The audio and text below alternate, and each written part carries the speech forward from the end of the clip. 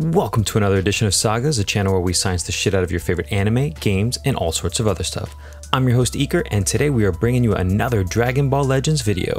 On today's episode, we'll be shattering the world record for Rising Rush, and with that, delivering to you the last Rising Rush guide you will ever need. Reddit beware, this is it. But before we get there, hit us with the drop.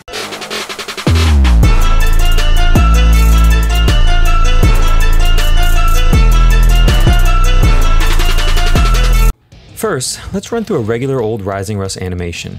Nothing special here, no high scores, just a way for us to identify the damage components by literally seeing at what points we do damage to our opponent during the Rising Rush. Doing this, we see our first bit of damage happen here.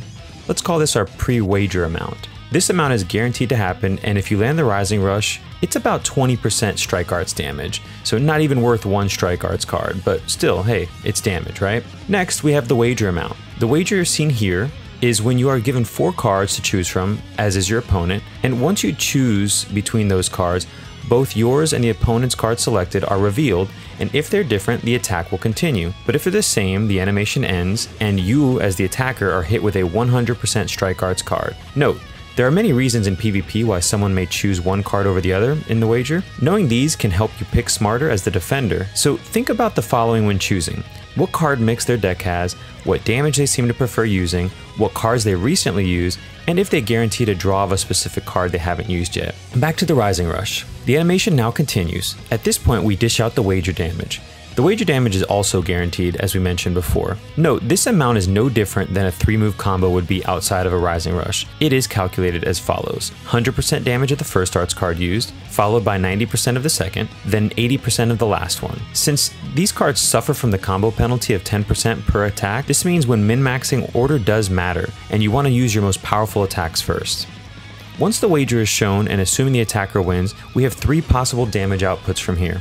The first one is full support. In this case, all 3 of the attacker's units are alive, so they jump in to help, delivering a finishing blow that consists of 100% blue card damage from the main attacker and 50% blue from the 2 support characters. The distinction here is important because color advantage of sideline characters will still help kill units, though only by about half of a special's worth of damage, so don't count on it to make a game-changing amount.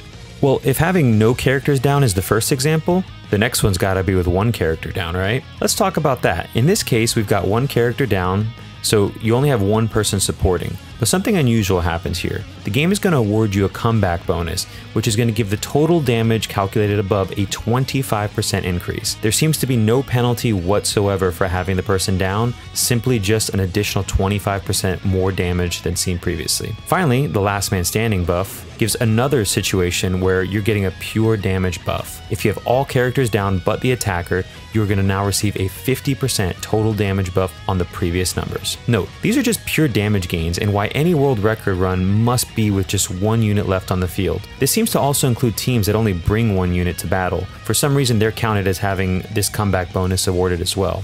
At this point, a large number appears on the center of our screen, which is the sum of the wager damage and everything after it. Pre-wager damage seems not to be added there and is instead added later on as seen here as a total of combo damage. Note, pre-wager damage can crit, but we've seen no indication that anything else done in our testing does crit. So let's talk about chasing the world record, which at the time of this recording was held by Brad BL and Nasdarachi at 5.9 million wager damage. They did get a little higher when you count the pre-wager damage, but just to be consistent, we're only going to talk about wager damage here. Once again, that's a big number, and it took a lot of creativity to get there, a lot of clever thinking, so big shout outs to them. Let's cover what I believe to be the perfect setup for Rising Rush and why. First, we're going to focus on 3 main elements: the team building, the maximizing of the wager damage, and of course bonus damage stacking. First, let's talk about team building. First thing you want to do is pick your focal character.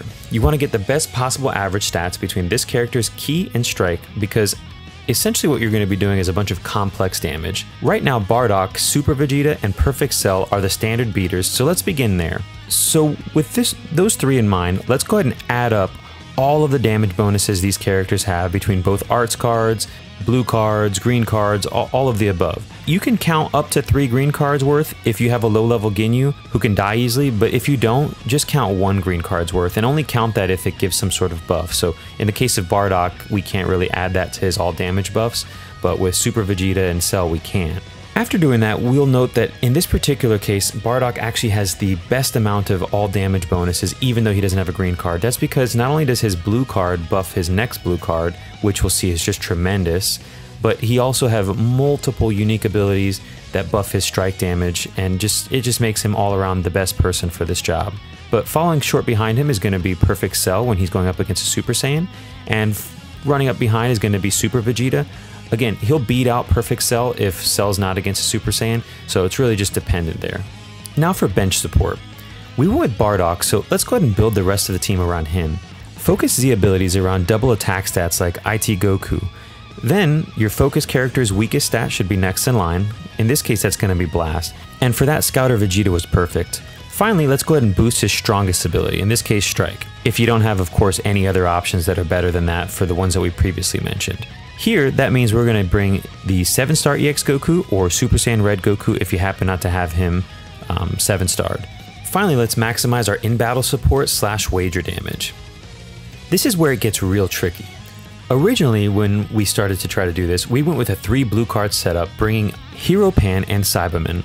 Because as seen here, blue cards have a higher base damage, and since Ki isn't a limiting factor in a Rising Rush, it seemed pretty obvious that we want to bring as many of these blue cards as possible.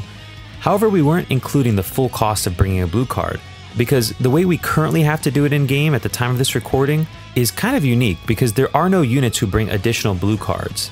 So we have to use main abilities to get them. Since one card could be drawn without penalty though, the idea of bringing at least one blue card into the wager damage was easy as saying blue does more damage than red, so that means our farthest left card should be a blue card. Please note that blue cards used in the wager work just like they do in any other part of the battle, so if it debuffs the opponent like Bardock's does, this is going to grow the final damage significantly, as long as you use it first, so order does matter. The other 2 spots, however, required some additional creativity. The second blue card's cost has effectively gone up because it is now the damage of a blue card versus the damage of another card, plus the main ability that we have to use of that character when we're bringing the second blue card. Since we're bringing a card whose main ability draws us that card, this becomes an opportunity cost we have to account for. Now, the hunt began after this for the best main ability in the game so that we could kind of compare them and see if this was worth bringing the main ability or a second blue card. We want to make sure that whatever main ability we bring buffs both Ki and strike damage, again because of the complex damage that we're going to be doing. Enter EX Frost. His main ability is just so good, it meant that bringing him over one of our blue cards was not only worth it, but incredible increases in our overall damage. Just because of what it did to the rest of the Rising Rush damage elements, I mean, every other piece of this puzzle was increased tremendously by his presence. However, when looking for the 3rd slot, nothing seemed to outperform the additional blue, especially because Frost's main ability makes blues so much more powerful to have in general, so once you bring him, he now makes the 1st and 3rd blues even more potent. This could also mean that there aren't any other cards out there with main abilities strong enough, and that is true, there is a wide gap between Frost and everyone else's. This just means that when we're targeting our wager damage, we want a sequence of special strike in that order. Now that we have our team, let's see how we went about achieving the world record by breaking down the replay of it.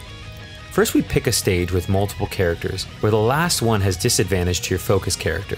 For our case, that's to take advantage of Bardock's bonus to strike damage after killing 2 enemies. We don't want to have to hope that they switch in or out, especially when the timing's so tight, so that's why we want to make sure he's the last character on this list. Also attempt to have the highest level differences possible so your stats delta can be maxed.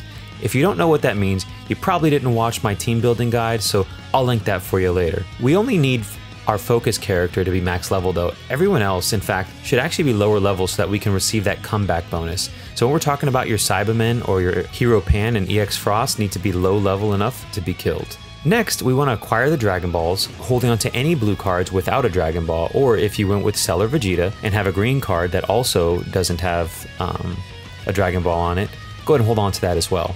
Now, next we're going to get Frost as low as possible, then switch him out for a Cyberman. We do this so the timing will allow us to have all buffs up at once. You'll see more about that later. Next, use the Cyberman's main ability once you already have a naturally drawn blue card without a Dragon Ball. Then, let him die. You should at this point have 2 blues and a strike card, and then whatever else in hand. Doesn't really matter, to be honest. Next, we're going to use Frost's main ability and of course let him die as well so we can get the full comeback bonus. Now with Bardock, make sure you kill all the enemies except the one with advantage.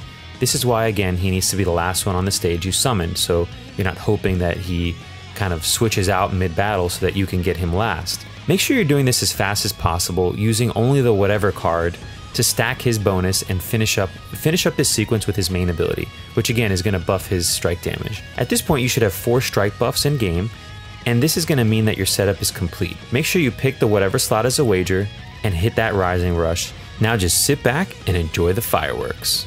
Even in this run though, you see there are different ways to get even higher. First and foremost, we didn't even have instant transmission Goku. So since he's not used, there are certainly higher numbers that can be achieved. And there's also certainly higher starred units out there too, which is going to have an impact on our stats difference, as well as other things. I believe breaking 7.5 million is not only possible, but I'm hoping one of you watching now is going to try to do it, since you're going to have all the tools needed to break the world record. Once you do, make sure you join the Discord linked below and message Empathy with video proof, and he's going to enter you into the world record book that he's been hosting for Dragon Ball Legends. It's a pretty cool idea, so make sure you support him. Special thanks to FlareX, who's the damage god seen in this footage, and Sam Spark, who helped him with the previous entry of almost 6 million. Together we were able to find a team with low enough levels of characters needed and test my numbers, resulting in a 7.4 million entry into the world record book that is almost 2.5 million larger than the previous leader. Also, a huge shout out to Homu from Game Press, who spent all day yesterday testing and working with me to figure out all the mysteries of how a Rising Rush works so I could apply this new understanding to min-maxing the attempt you see here on your screen. That's going to do it for us today. Thanks for watching. I hope you enjoyed, because if you did, I'm going to ask you to Carolina smash that subscribe button and give a colossal like to the video. For those of you who will try to get into Legends history books, the doc that hosts them is linked in the comment section below. If you've hit higher or anything that you feel proud of, or any questions you have as far as how to maximize your Rising Rush attempts, please comment below and ask or share. But have a great day, and I'm going to get back to work because I got records to shatter myself.